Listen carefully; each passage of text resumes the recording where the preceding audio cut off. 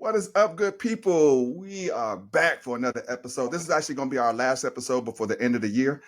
So today we are going to be talking about triggers. We're going to talk about some of the things that trigger people, some of the things that we can, how we can get over our triggers, how we can avoid triggers during the holidays, because it's really important. Because sometimes there may be some circumstances that you may go into that you know for a fact.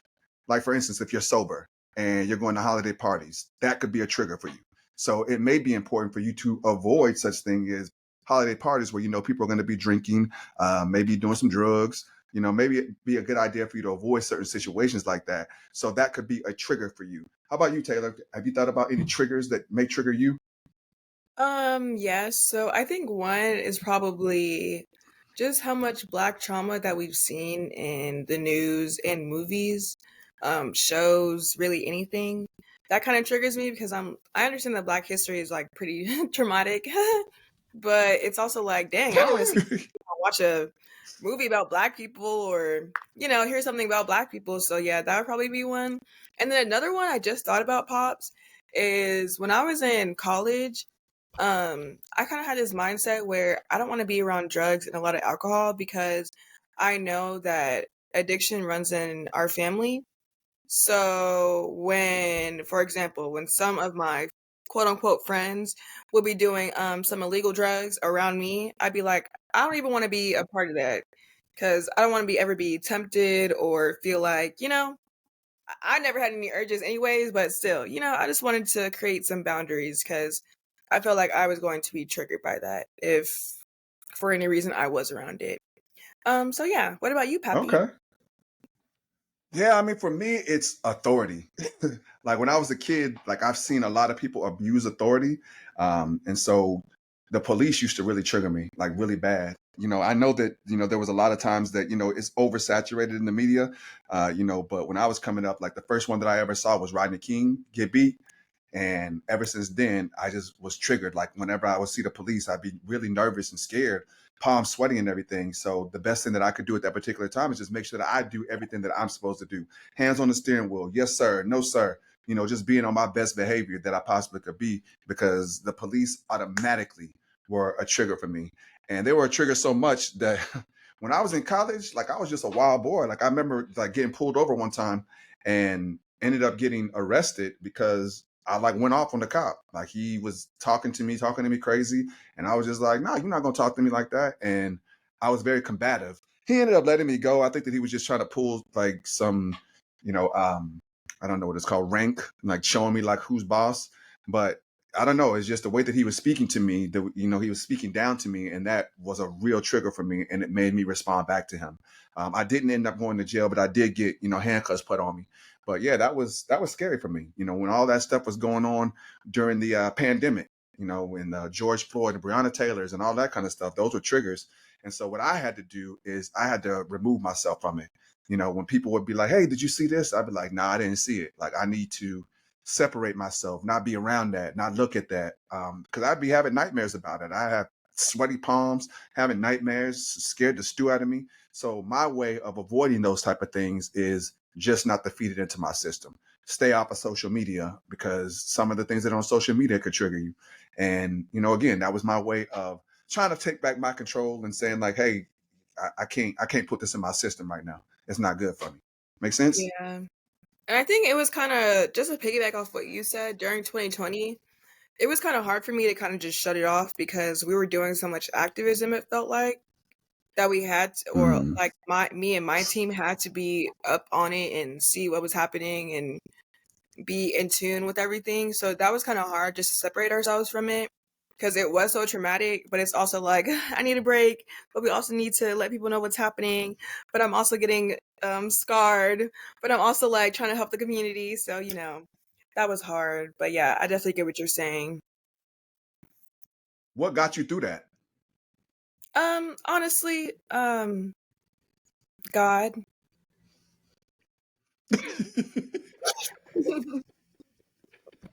You had to let go and let God. After, Okay. listen, Well, if that's 2020, we're not even going to talk about it. all right. Well, listen. So here's my suggestion about things like that. And Taylor was very active. She did so much stuff. during the pandemic and with marches and things of that nature. But still, I encourage her while she is helping out others. The first person you got to make sure you do is you got to take care of yourself. You got to make sure you take care of your own mental stability and make sure that you take care of your own physical wellness before anybody else. And yes, while you're doing a amazing job of helping out the community, you still have to make sure that you take time for yourself, and you got to check in with yourself like, hey, is this too much for me? Can I handle this right now? And you got to be honest with yourself about that. And if you feel like you can't, then I would suggest avoiding those type of situations, like, or maybe even having someone else step up, because Taylor, what you was like the leader of like everything. She was Dr. King, Malcolm X, like she was all built in one. It was amazing to see. But as her father, I'm looking at her like, man, is she taking on too much? Is she taking on too much stress? So yeah, I can definitely understand that. And as I mentioned in the very beginning, a lot of people get triggered around the holidays, because there's some traumatic experiences that could have happened. As Taylor mentioned, some people do drugs, some people drink, some people do that kind of stuff.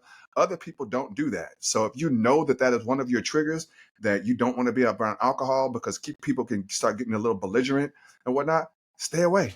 I know that it sounds as simple as that, but it really is that simple. Stay away from the things that you know for a fact trigger you, because you don't want to go down that road. Make sense?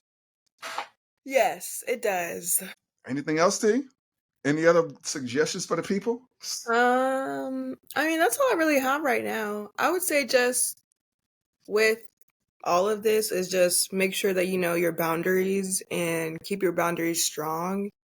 And around this time, I feel like people don't really understand boundaries, so it may seem a little harsh or firm or whatever, but you need to stand on that. Stand on business, okay? Don't let anybody try you get out your Stand comfort on zone. business. So yeah, just respect You- yourself at the end of the day. You only have yourself at the end. So just make sure that you take care of yourself and don't let other people influence you to, I've been sober for 25 years. You want a drink? No. Thank you. Or just something at all. Okay, so yeah. Another trigger that is for people, especially around the holidays, is certain family members.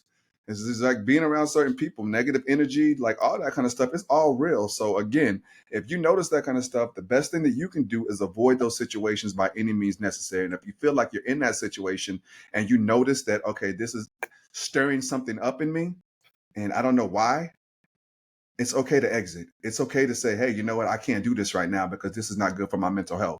So make sure that you protect your mental health by any means necessary, because again, you are the most important part of this scenario.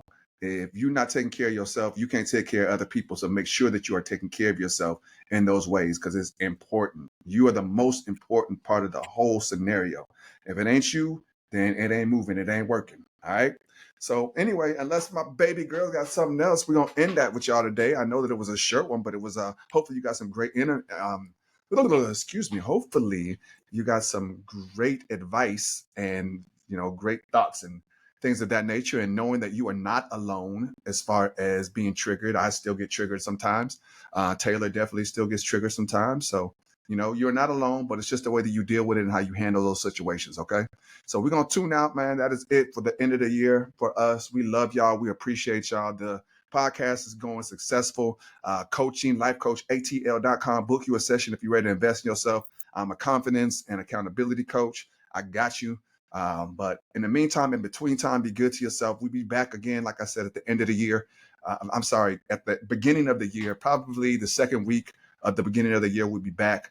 And we love y'all, and we appreciate y'all, and we appreciate you tuning in, because you are. Yeah. Let's get it. Be good to yourself. Let's go. Happy New Year.